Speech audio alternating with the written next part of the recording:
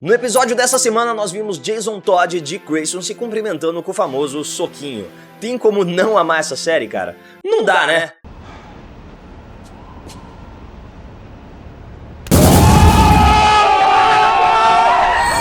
Shazukara! O último episódio é basicamente uma sequência direta dos eventos de Together, ou seja, o encontro entre Dick Grayson e Jason Todd. E mais uma vez a gente vê essa história do Robin como um símbolo. A gente já tinha comentado isso na semana anterior, como a presença do Dick ali como Robin inspirou o Mutano, inspirou a Ravenna, fez eles quererem entrar na ação, fez eles quererem perceberem que agora são um time que tem um grande líder, e essa inspiração se aplica até mesmo pro novo Robin. E cara, foi muito legal ver essa relação entre os dois personagens. Mas antes da gente falar mais do episódio, vou pedir pra vocês descerem aqui, ó, se inscreverem no canal e clicar no sininho pra ativar as notificações e não perder mais nenhum vídeo da Legião dos Heróis. Vocês pediram pra gente continuar com as análises em vídeo e a gente vai continuar com as análises em vídeo, mas ajuda nós aí, pô, se inscreve no canal, deixa aquele like, manda o vídeo pros seus amigos e é toys. Então foi muito legal ver essa relação entre os dois Robins sendo desenvolvida. Eu gostei muito do Jason Todd, mas a gente tem diversas diferenças com relação aos quadrinhos. O Jason Todd é sim conhecido por ser um personagem mais porra louca, um personagem mais revoltado, mas ele nunca teve esse lado de fato sombrio, em que ele basicamente se torna um vilão quando tá sob a máscara. Então a gente vê que ele usa a identidade do Robin pra extravasar toda a raiva que ele tem dentro dele. A gente já viu o Dick Grayson agindo mais ou menos dessa maneira, né? Quando ele tá na roupa do Robin, ele é mais violento, ele é mais sombrio, só que aqui tem que ser ainda mais extremo quando a gente tá falando de Jason Todd, porque ele sempre foi esse contraponto pro Dick Grayson, até mesmo nos quadrinhos, e aqui a gente vê que é exatamente isso. É um adolescente deslumbrado com essa vida, é um adolescente que sempre teve uma vida ferrada, que sempre levou uma vida difícil e achou uma chance de mudar, só que ele leva isso para um lado muito mais dark. Então, como a gente já teve uma personalidade sombria no Dick da série, a personalidade do Jason Todd tem que ser ainda mais extrema. Então eu entendo porque eles transformaram o Todd nesse jovem desregrado, que quer bater na polícia, que não se importa em procurar confusão com civil, que não tem nada a ver com vilão, que não tem nada a ver com arranjar encrenca ali naquela situação. Além de que a presença dele ajuda a desenvolver ainda mais o Dick, ajuda o Dick a entender, nossa, eu acho que eu tô ruim, mas olha só como é que tá a galera que ainda tá com o Batman. A gente tá no 6º episódio e até agora o personagem que mais foi desenvolvido, sem dúvidas, foi o Dick Grayson. A gente já teve episódios centrados na Estelar, no Mutano, na Ravenna, mas é claro que o Dick Grayson é a força motriz, é ele que faz a série dos Titãs andar, pelo menos nessa primeira temporada. Pode ser que todo o plot da Kory Anders não seja desenvolvido nessa primeira temporada, e aí uma segunda temporada seja toda focada na Estelar. Vamos ver o que vai acontecer no futuro, mas pra mim essa primeira temporada tá impecável, cara. Eu entendo o que eles estão fazendo com o Dick Grayson, colocando ele como uma peça central da série, e pra mim toda essa narrativa parece muito natural. Todo o desenvolvimento do personagem tá sendo muito bom, é claro que ajuda a ter um ator do nível do Brenton Thwaites, que tá mandando muito bem, mas se a gente vai ver os Titãs agindo como equipe, a gente precisa de um líder já estabelecido, e é isso que a gente tá vendo sendo feito nessa primeira temporada. Cada vez mais o Dick tá deixando a identidade de Robin pra trás e caminhando pra se tornar o Asa Noturna, então eu acho que até o final dessa temporada ele já vai ter se tornado o Asa Noturna mesmo. E explorando o passado do Dick mais uma vez, foi muito legal ver os flashbacks dele no Halley Circus. A gente não ficou só naquele flashback dos pais dele caindo do trapézio, a gente viu o desenvolvimento, as relações dele com os outros membros do circo. Então aqui trazendo essa bagagem do que já tinha sido construído na série, de que ele perdeu os pais, o Bruce Wayne tentou se aproximar dele, ele descobriu que os pais foram assassinados, e tudo isso sendo exposto com diálogo. Ok que são diálogos expositivos, são diálogos que estão explicando pra gente o que aconteceu no passado, mas não é simplesmente um texto ou um flashback em câmera lenta e a narração contando o que aconteceu. Então esses recursos são muito legais pra enriquecer ainda mais a história. E a relação dele com o Clayton Williams, ele conversando lá sobre a vida que ele teve, sobre a vida que ele pode ter indo com o Bruce Wayne, ele se questionando o que seria da vida dele se ele não tivesse ido com o Bruce Wayne. Essa cena de abertura, ela pra mim já tem um peso muito grande. Pra mim não deixa nada a desejar com o Demolidor naquele momento que o jovem Matt Murdock encontra o Stick no banco da praça, eles começam a conversar, inicia o treinamento ali. Pra mim é um ponto de virada também na vida do Dick Grayson, e depois ele encontrando o Clayton Williams de novo e reencontrando o cara, e você fica feliz junto com ele, você, caramba, eles se encontraram, olha que legal, e toda a situação em volta deles é uma situação de merda que o próprio Dick colocou eles lá. Então, cara, eu só vejo como o Titã se preocupa muito em desenvolver todo esse universo, desenvolver os personagens, e nesse desenvolvimento é que a história anda. Cara, isso tá sensacional pra mim. Live with Bruce Wayne. It's gonna change your life forever.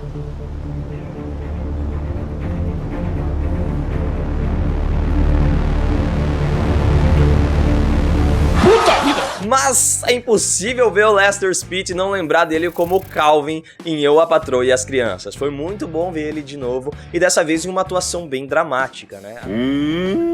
Tá legal. Dramática também, como foi a história do vilão da semana. Apesar da organização ainda estar pairando sobre os Titãs, essa semana o Dick Grayson teve que confrontar um vilão do passado. O filho do Tony Zuko, o cara que assassinou os seus pais, retorna como Melting Man. É um personagem original, ele foi criado pra série, mas ele mistura um monte de referências ali que a gente já conhece dos quadrinhos. E talvez aí a galera dos quadrinhos tenha ficado um pouco confusa. Vamos tentar explicar toda essa confusão. O Melting Man é o filho do Tony Zuko, o cara que assassinou os pais do Dick Grayson. Ele era um mafioso, é claro que ele tinha diversos inimigos no mundo do crime, e um desses era a família Maroni. Quando o Dick tentou confrontar o Zuko, levar aquela situação até as últimas consequências, ele não conseguiu ir adiante, mas a família Maroni apareceu e finalizaram o cara ali na frente dele, algo que ele deixou acontecer e uma memória que ele carrega pela vida toda. Como consequência de ter eliminado o grande chefão do Zuko, os Maroni foram atrás de toda a família Zuko para eliminar eles, mas o filho do Zuko conseguiu sobreviver, mesmo que com a cara deformada,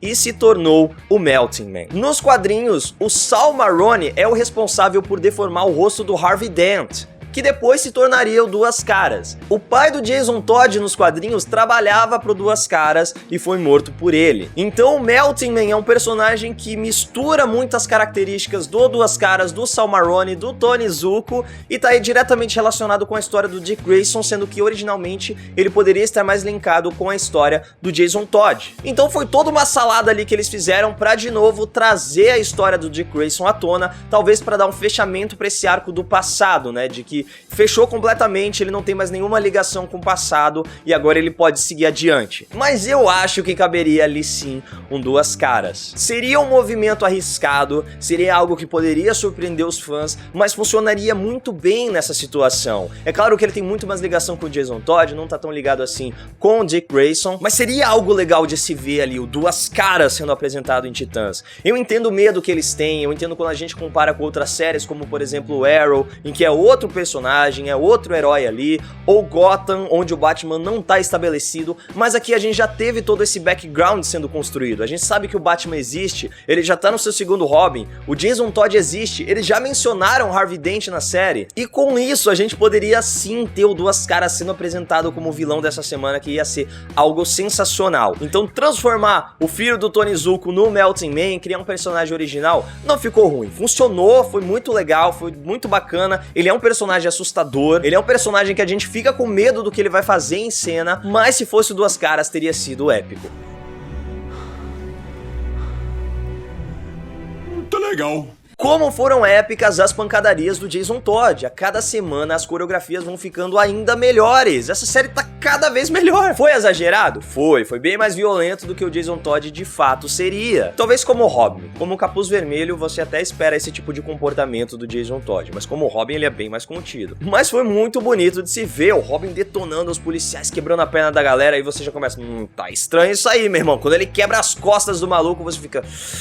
Jason Todd, não tem mais volta pra você não, velho. E de novo, toda a relação dos personagens, eles comparando os uniformes, eles chegando no esconderijo do Batman, falando sobre, agora ele me deixa dirigir o Batmóvel. Tudo isso ajuda a gente a entender mais do Dick Grayson, do Jason Todd e do próprio Batman. Porque através desse episódio, a gente viu como o Dick Grayson ficou mordido sim, pelo fato do Batman ter encontrado um novo Robin tão rápido. A gente vê como o Dick Grayson e o Jason Todd encaram o treinamento, ter se tornado Robin, como coisas diferentes e como o próprio Bruce Wayne mudou depois que o Dick Grayson abandonou ele. Então até mesmo o localizador que eles têm no braço, a gente vê como o Bruce teve que implantar ele escondido no Dick Grayson, enquanto pro Jason Todd ele abriu o jogo. Ele falou, eu tô colocando um localizador aqui, mas é pra sua segurança, é pra isso acontecer. O Batman deixar o Robin dirigir o Batmóvel, a armadura reforçada, então são coisas, pode parecer loucura, mas na cabeça do Batman, ele tá tentando proteger ainda mais o seu Robin, ele tá tentando cuidar mais dele, ele tá tentando ser mais honesto, ele tá tentando abrir o jogo logo de cara, e tentando estabelecer uma confiança a mais, porque ele já perdeu um Robin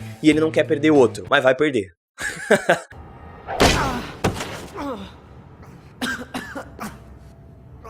Wow, that looked like it really hurt. E vai ser muito legal se a gente ver isso acontecendo em Titãs, ou pelo menos sendo referenciado em algum momento. E parece que no próximo episódio a gente vai ver um pouco mais da Ravenna, então a gente deve ter um pouco mais do desenvolvimento dos outros Titãs, pra sair um pouco do Robin, o que não tá me incomodando, mas que também vai ser bem legal de se ver. E você, o que você achou do episódio dessa semana? Quem você mais gostou de ver usando o traje do Robin? Dick Grayson ou Jason Todd? Fala aí pra gente. Já aproveita pra seguir a Legião dos Heróis nas redes sociais, me segue lá também. É isso, Legionários, e que a força esteja com vocês. Para que nós usamos os amigos. Toda a narrativa dele é muito natural. Eu mordi minha língua. Eu entendo o medo que eles têm. Eu entendo quando a gente compara com outras séries, como por exemplo